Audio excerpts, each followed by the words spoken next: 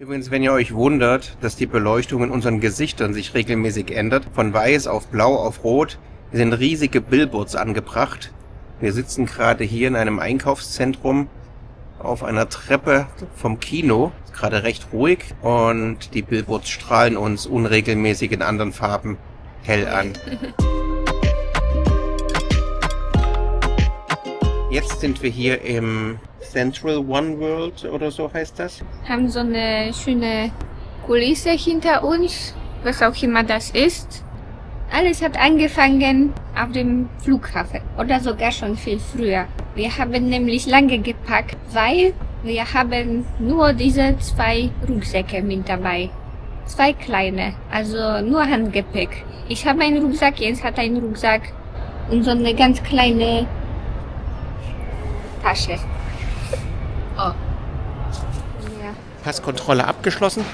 Automatische Passkontrolle musste sehr weit nach unten fahren für Joanna. Wir hatten zu Hause noch fast abgelaufene Sonnenmilch oder Sonnencreme in einer 150 Milliliter Verpackung. Wir hatten also 2 Optionen. Entweder wir werfen sie weg oder wir packen sie in den Koffer und hoffen, dass sie durchgeht. Im Notfall hätten wir sie da weggeworfen.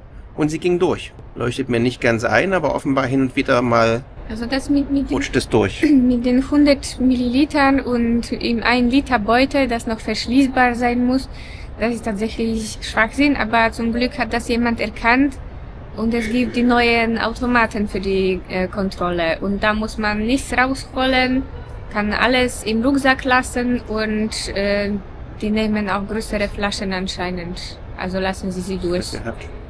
Möchtest du irgendetwas Überteuertes zu essen holen, mein Schatz? Eigentlich schon. Ich habe Hunger.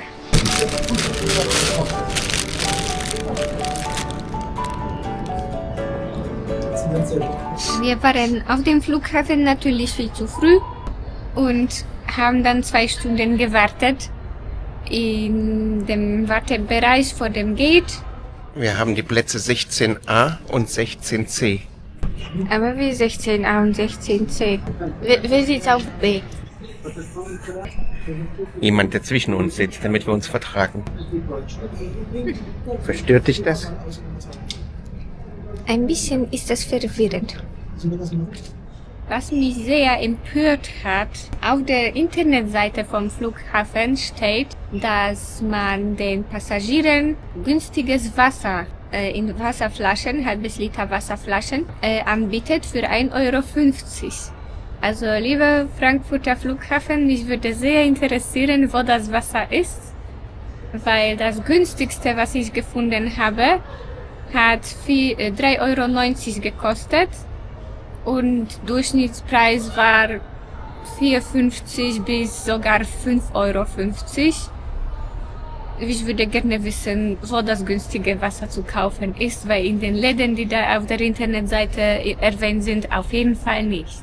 Das sind 9 Euro pro Liter. Ja. Das ist super plus günstiger. Ich hatte Durst, aber einfach aus Prinzip habe ich es nicht gekauft, weil das ist einfach nur ein Verbrechen. Und ja, wir wissen, du hast gesagt 150 Trinkbrunnen gibt es am Frankfurter Flughafen. 150? Ich glaube, auf diesen 2 Etagen gibt es 30. Oder 30. 30, aber wir sind sehr lange gelaufen und haben keins gesehen. Die sind gut versteckt. Da gibt's wohl irgendwelche Maps und Apps, um die zu finden. Aber ausgeschildert sind die nicht. Man soll schön das teure Wasser kaufen. Ja.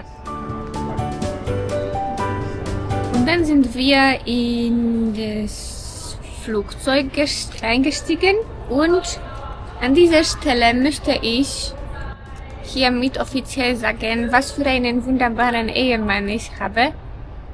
Er hatte nämlich die Gelegenheit, relativ günstig eine Business Class für uns zu haben, also zu upgraden, die Tickets, die wir haben. Aber dann hat er sich gezeigt, wir könnten nicht nebeneinander sitzen. Und dann hat er gesagt, wenn er nicht neben mir sitzen kann, dann macht er das nicht.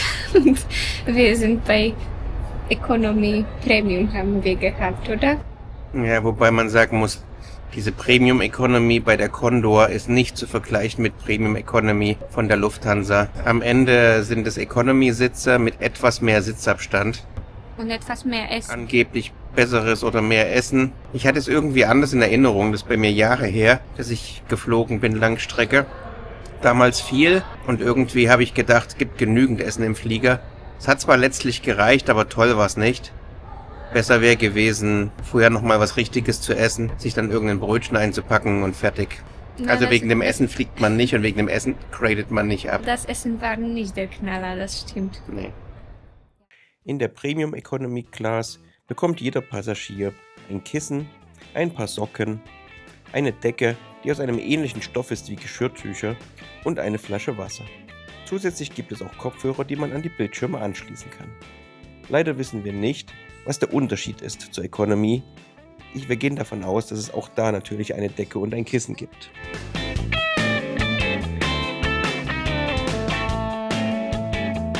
Am roten Griff, um die Weste aufzufahren.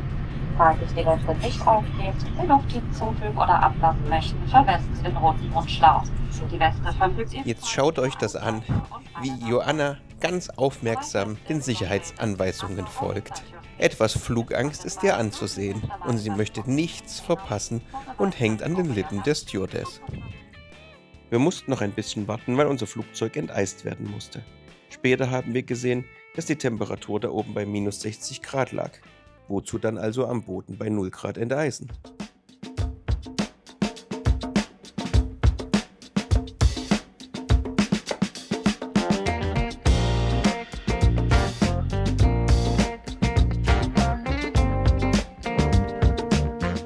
Das Schlafen im Flieger ging so mäßig, muss man sagen. War unbequem. Also für Joanna ging es noch halbwegs. Sie hatte alle meine Kissen. Alle. Du wolltest Ja, keine. genau, ich wollte keine. Alles gut. Wenigstens einer von uns sollte erholt sein. Oder halbwegs erholt. Es gab keine keine Fußauflage. Irgend sowas, das man unten hochklappen kann, um den Fuß draufzustellen. Und am Ende, also schon währenddessen, tut mir dann irgendwann der Hintern und der Steiß weh vom Rumsitzen. Jens hatte auch ein bisschen Pech mit der Person, die vor ihm saß, weil der Mann hat seinen Sitz so gnadenlos komplett nach hinten einfach aufgeklappt und Jens hatte dann hier das Bildschirm und man konnte auch nicht wirklich was abstellen auf diesen Fächern da, weil die waren dann etwas schräg.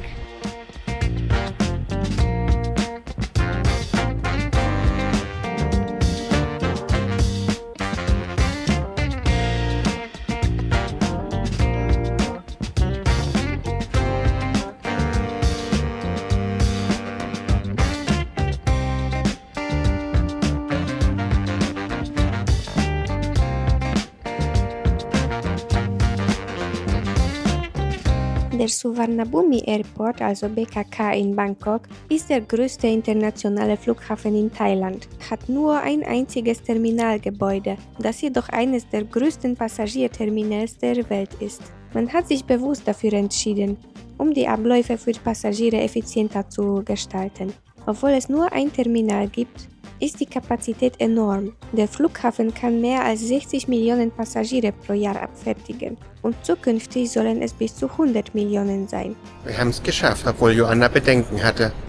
Aber warum sind wir hier und warten? Weil wir mit dem Shuttle ins nächste Gebäude fahren. Und eigentlich willst du ganz vorn sein beim Shuttle. Ein bekanntes Merkmal dieses Flughafens ist ein Shuttle-Zugsystem. Sonst müssten die Passagiere kilometerlang nach dem Landen laufen. Der Zug fährt hinter dieser Wand und wenn er ankommt, öffnet sie sich und man kann reingehen.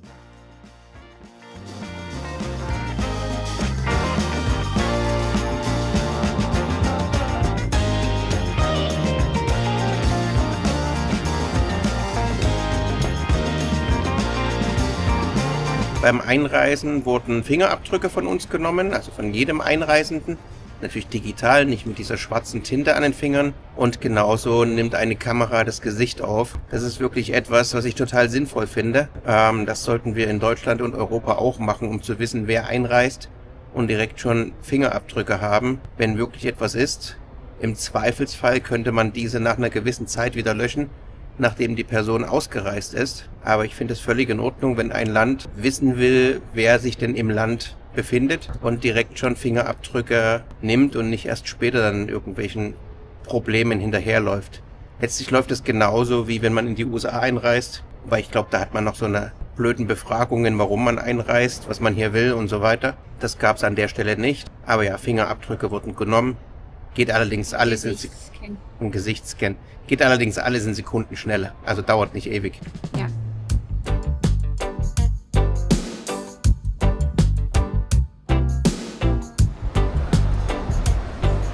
Jetzt so heiß?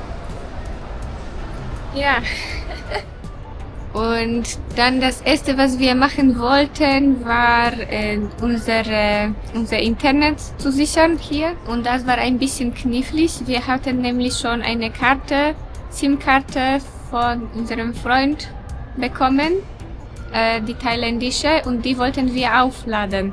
Und wir wurden von einem zu anderen geschickt, weil das angeblich nicht dort war, sondern woanders. Ich weiß nicht mehr, wie das hieß. Irgendwie True 5G, True Move, Genau. True DTAG. Stimmt, von True Move zu True 5G und dann, oder zu DTAG und von DTAG zu True 5G. Für mich gibt es äußerlich null Unterschied. Die sind alle pink, diese Stände, und die haben dasselbe drauf und genau dieselben Tarife und alles. Also da kann man wirklich, das kann ich überhaupt nicht nachvollziehen. Und es gibt sehr viele verschiedene anscheinend. Also, Joanna hat eine thailändische SIM-Karte, die wir bekommen haben von einem Freund. Und die müssen wir jetzt aufladen. Allerdings ist True DTAG die falsche. Und True 5G ist auch die falsche Firma. Wir müssen zu True Move. Ich habe jetzt Internet, bekomme jetzt sehr viele Nachrichten auf Thailändisch. Und er hat irgendwas auf meinem Handy rumgetippt, 10 Minuten lang.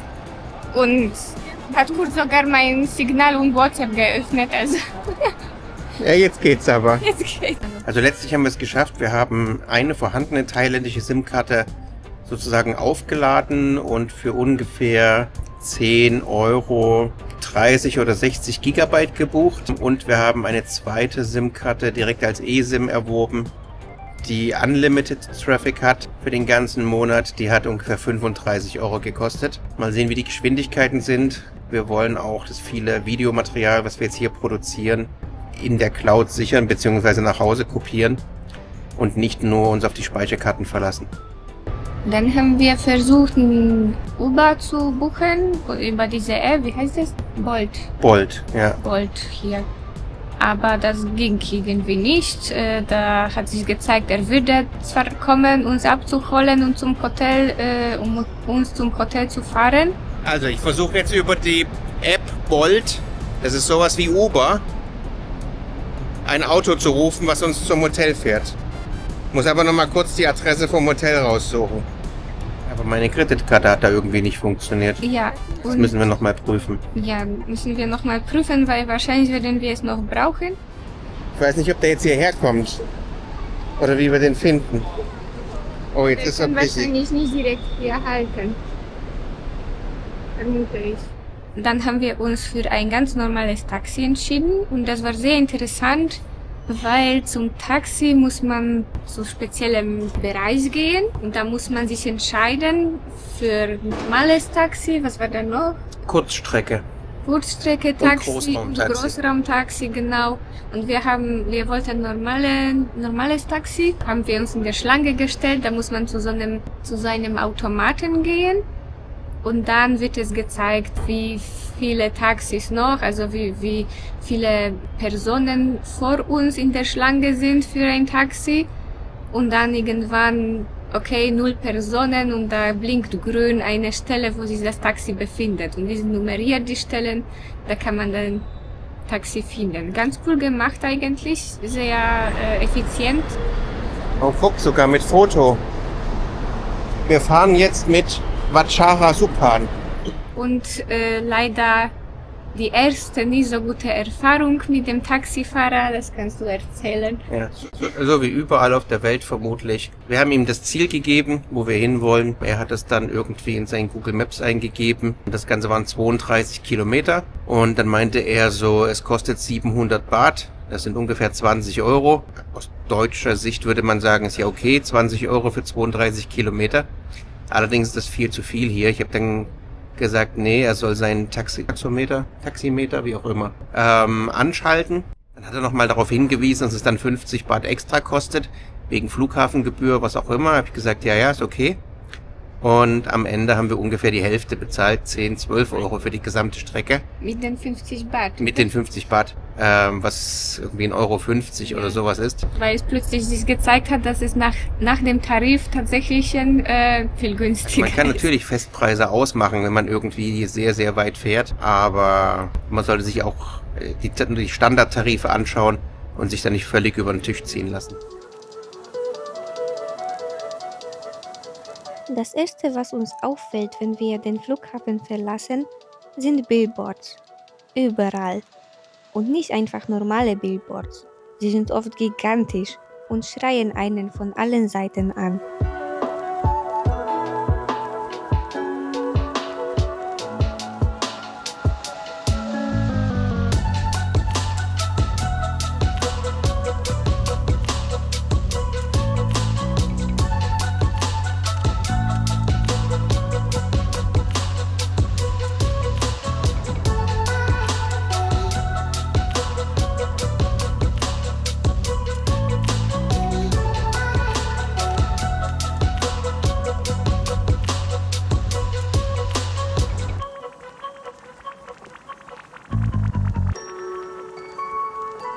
Wir fahren auch an riesigen Wohnblöcken vorbei, wo vermutlich unser ganzes deutsches Städtchen reinpassen würde.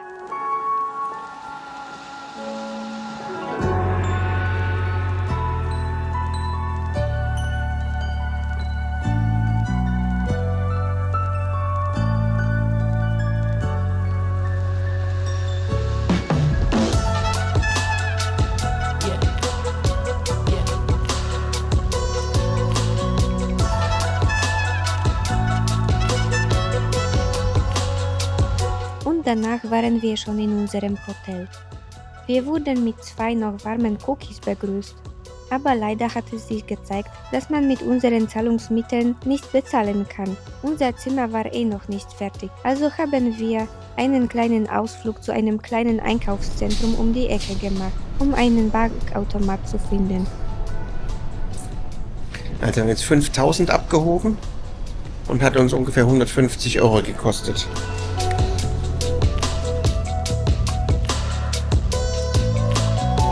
In dem Einkaufszentrum ist gerade nicht viel los, weil heute Silvester ist und viele Thais haben heute und die nächsten 2-3 Tage Urlaub.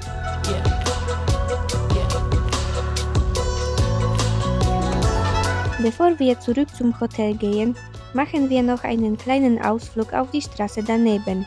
Eins steht fest: Wir dachten immer, der Kabelsalat in Rumänien sei das ultimative Elektriker-Albtraum, aber was wir hier sehen, hebt das Ganze auf ein neues Level. Ein echtes Kunstwerk. Im Vergleich dazu wirkt der rumänische Kabelsalat, als hätte ihn ein überkorrekter Streber-Elektriker mit Lineal und Wasserwaage verlegt. Wir sind wirklich erstaunt.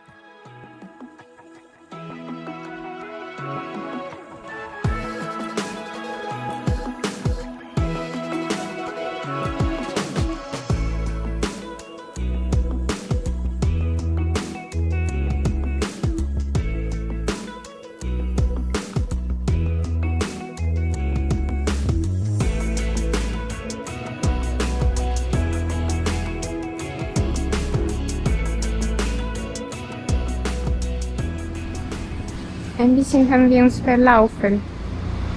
Deswegen müssen wir jetzt doch Google Maps engagieren. Oh, doch andere Richtung. Okay.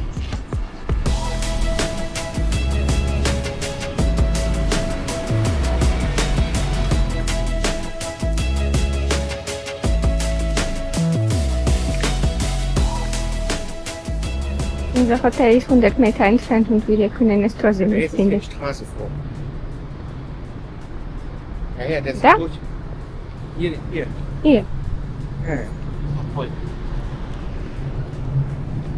So, dann haben wir es zum Hotel geschafft. Das Hotelzimmer war nett vorbereitet, wie ihr hier sehen könnt. Und die ersten 3 Nächte sind jetzt hier gebucht in Bangkok, um erstmal anzukommen.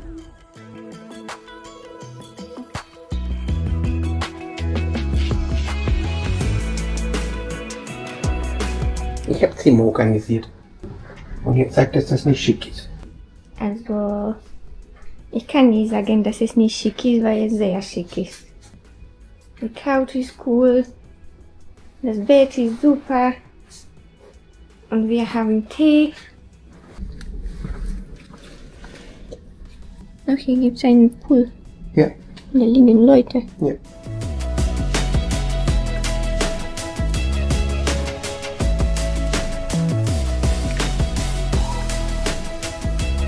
Wir haben uns dann direkt auf den Weg gemacht, die nähere Umgebung zu erkunden und direkt erstmal eine Massage uns verpassen lassen. Nach dem langen Flug haben wir das auf jeden Fall verdient. Die Eindrücke von der Massage, vor allem man muss sich umziehen, nicht ausziehen. Und man zieht sowas an, was so an ein bisschen so Krankenhauskleidung erinnert, so lockere Sachen. Und die Matratzen sind auf den Boden gelegt, da legt man sich nicht auf so einen Massagetisch.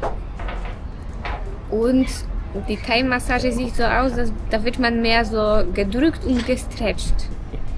Und Es ist wie Yoga für Faule. so ein bisschen. Aber ich muss sagen, es hat mir sehr gefallen, es hat mich entspannt. Was ich nicht so entspannend fand, irgendwann war der Frau zu warm anscheinend und sie hat die Klimaanlage eingeschaltet, die war laut.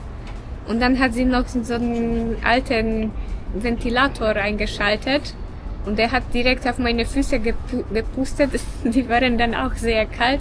Das war ein bisschen schwierig, sich zu entspannen dabei. Und was ich auch nicht sehr mag, die drücken die Finger so stark in den Körper. Ich glaube, ich werde meine Beine voll von blauen Flecken haben. Das nennt sich Massage. Wenn man blaue Flecken hat, Nee, wenn sie die Finger so in den Körper drücken. ich weiß nicht, ob sie das Massage nennen. Das alles andere ist Streicheln. Nee, weil das ist, wenn du so knetest, ja, das ist Massage. Aber wenn du so einzelne Finger so reindrückst, siehst du, das tut weh.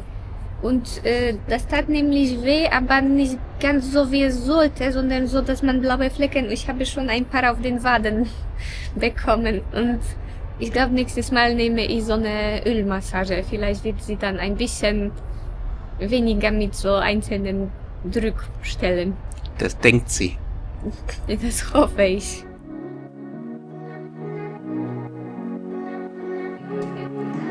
Auf den Straßen von Bangkok ist sehr viel los, ununterbrochen.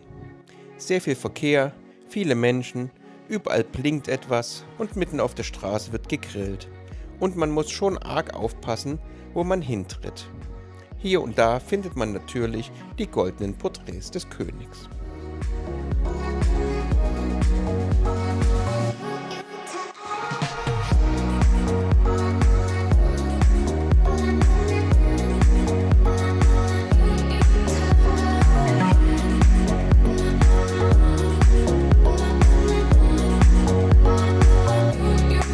Wir haben Hunger und finden einen Markt mit lokalem Essen in der Nähe. Wir haben Essen bestellt. Was genau haben wir bestellt? Wir Wir zeigen haben- das dann. Ja. Irgendwas haben wir bestellt. Ist doch gut, dass sie roh sind. Gericht Nummer 1. Gesünder roh. Ich rieche schon Koriander. Du nicht? Ich hasse Koriander. Wolltest Seafood, du kriegst Seafood.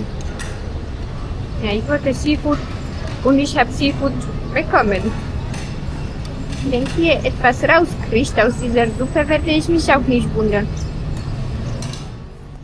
Die ersten 2 Gerichte waren sehr lecker, aber das dritte war nicht essbar für uns. Und man konnte die Dinger kaum kauen. Wir haben es stehen lassen.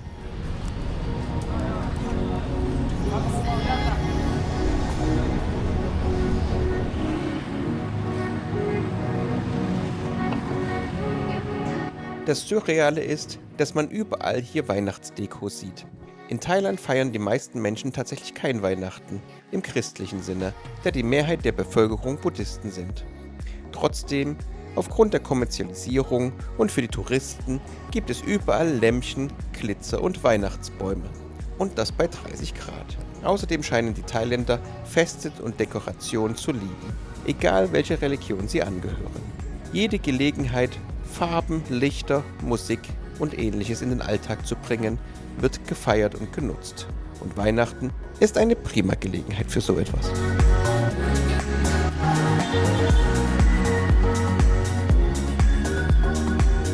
Der Verkehr ist einfach krass.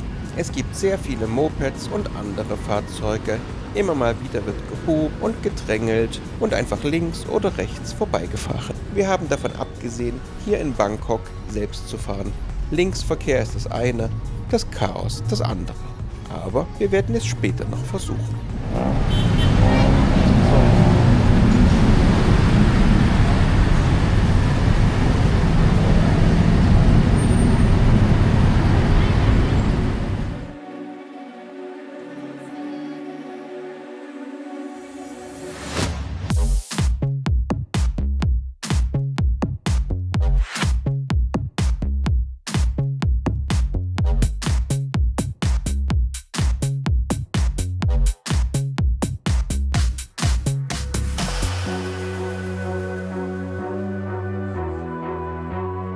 Auf den Straßen beginnt langsam die Silvesterparty und die Stimmung ist feierlich. Wir laufen Richtung Siam Square, das ist ein Platz vergleichbar mit dem Times Square in New York. Man hat die Straßen dorthin abgesperrt, es ist aber trotzdem sehr laut und wir wollen euch eine kleine Probe davon geben.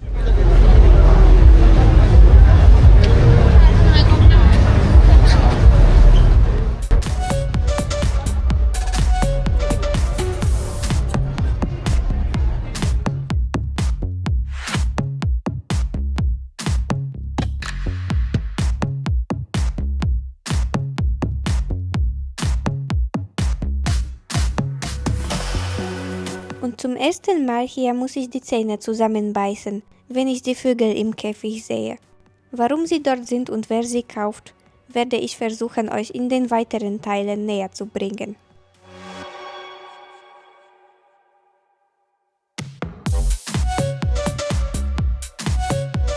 Auf dem Platz gibt es bereits unglaubliche Mengen von Menschen. Doch bevor es so richtig losgeht, wollen wir noch etwas essen und gehen dafür in ein nahegelegenes Einkaufszentrum am Siam Square. Ganz oben gibt es eine ganze Etage nur mit Essen. Perfekt. Hier gibt es zahlreiche Leckereien, aber auch ein paar unappetitliche Sachen. Es gibt sehr viel Auswahl und alles wird direkt am Ort zubereitet. Es dauert lange, bis Joanna sich entscheiden kann und wählt am Ende ein Gericht mit möglichst vielen Sachen zum Probieren. Nach dem Essen bewundern wir noch die Früchte, von denen wir viele nicht mal kennen. Die müssen wir mal probieren. Ich habe sie nie gegessen. Gibt es wahrscheinlich zum Frühstück morgen. Oder das da. Habe ich auch Das noch kenne nie. ich. Sternfrucht. Nicht so groß, aber einen kleinen gibt es die bei uns auch. Ich habe einmal probiert, aber sicher bin ich nicht. Und das kenne ich auch nicht. Was ist das denn? Premium Rare Rosäpfel. Keine Ahnung. Aber die werden oft an der Straße verkauft. Joanna hat die Dame gefragt, was es für ein Tier ist. Die Dame sagte etwas wie Gas, was höchstwahrscheinlich eine Gans bedeutet. Und das, was wir für einen Schwanz hielten, ist wahrscheinlich ein Hals. Jetzt haben wir es ungefähr 23:30 Uhr unserer Zeit. Wir gehen jetzt raus, haben ungefähr 5 Minuten Fußweg und sind dann sozusagen am... Ja, wie heißt der Platz? Wie heißt das? Egal. Jedenfalls ist es eine Stelle in Bangkok hier, wo wirklich viele Leute zusammenkommen. Also ihr seht das jetzt hier in den Aufnahmen. Es ist wirklich ein riesiges Gedränge. Polizei, Militär sichern das Ganze hier ab. Irgendwelche thailändische Stars haben da Konzert. Man verkauft sogar so Herzchen mit ihren Bildern. Voll süß, wenn man Fan ist. Aber da ist die Gedränge am größten. Da waren wir kurz, sind wir da gegangen und dann sind wir zurückgelaufen, weil man das einfach nicht aushalten konnte. Da bekommt man, also ich bekomme Klaustrophobie, weil die meisten Menschen sind größer als ich. Und da kann man schon kaum atmen. Das macht auch keinen Spaß. Aber wir versuchen uns irgendwo hinzustellen, wo man auch Himmel sieht und dann die Feuerwerke. Ich hoffe, dass es da Feuerwerk gibt. Privates Feuerwerk ist verboten, aber es gibt mehrere organisierte Feuerwerke. Also so wie man es machen soll. So wie man es machen sollte. Und mit diesen Worten wünschen wir euch ein gesundes und erfolgreiches neues Jahr. Jetzt fehlt so eine Tröte und der Sekt. Haben wir noch nicht. Haben wir nicht. Noch ist es nicht so weit. Und übrigens diese Dinger, nur zur Info, die haben wir nicht gekauft. Die haben wir vom Hotel geschenkt bekommen. Die lagen im Hotel bereit, als wir heute eingecheckt haben. Wir haben ein Geschenk. Ja, nimm mal.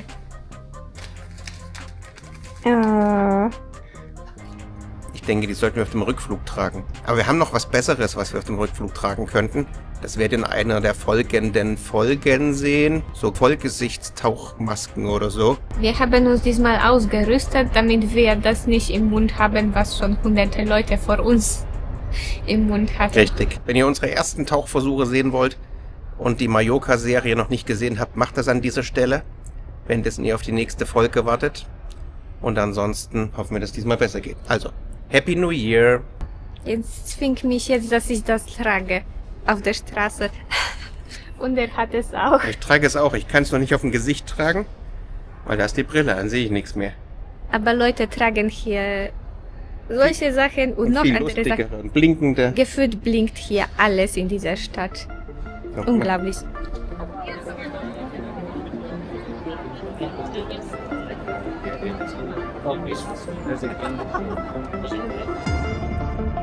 Wir finden eine geeignete Stelle, wo Leute nicht ganz so dicht aneinander stehen und müssen nur noch wenige Minuten warten.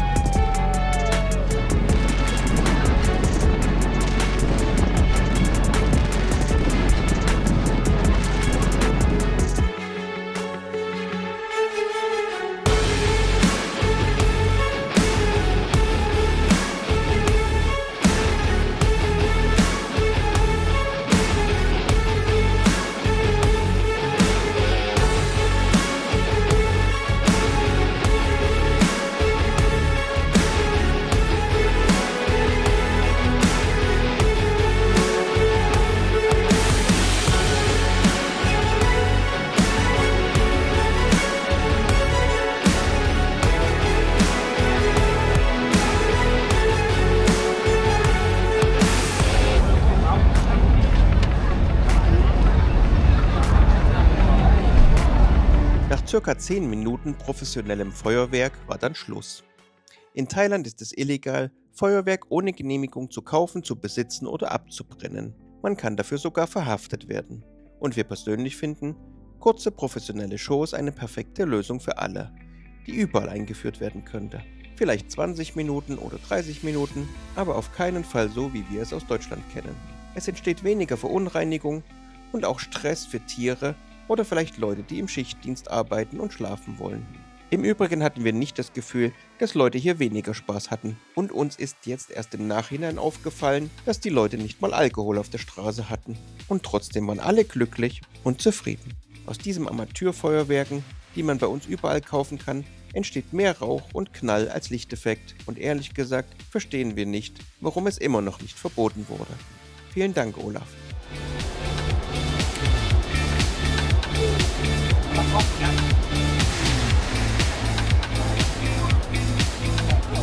Alle gehen in die Richtung und wir müssen genau in die Gegenrichtung laufen. Ich weiß noch nicht, wie wir das machen.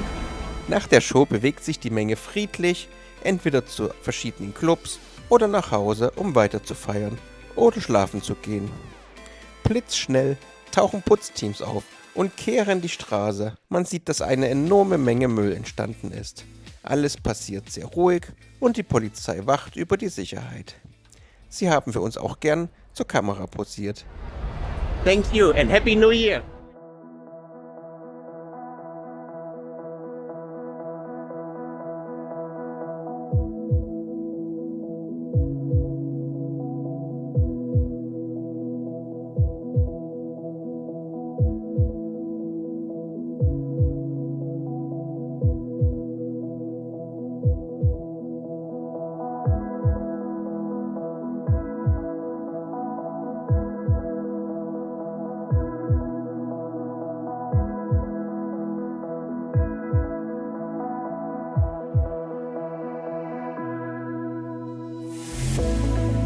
Wir gehen dann ins Hotel und schlafen, weil wir seit ca. 30 Stunden wach sind und abgesehen von einem kleinen Schläfchen im Flugzeug noch nicht viel Ruhe bekommen haben. Wir möchten uns an dieser Stelle entschuldigen für die Nachvertonung, die vielleicht nicht dem üblichen Standard bei uns entspricht. Natürlich haben wir nicht alles an Aufnahmeequipment mitgenommen, sondern sind mit einer kleinen Ausstattung nach Thailand gereist. Wir versuchen noch während unseres Urlaubs in Thailand die ersten 1, 2 oder 3 Folgen zusammenzuschneiden. Bald schon wird der nächste Teil zur Verfügung stehen und ihr erlebt, wie unsere Reise fortgeführt wird. Wir werden etwas Bangkok erkunden, spannende Lebensmittel kennenlernen und interessante Ecken entdecken. Bleibt unbedingt dran und folgt uns auch im nächsten Teil. Bis dahin, tschüss, sagen Jens und Joanna.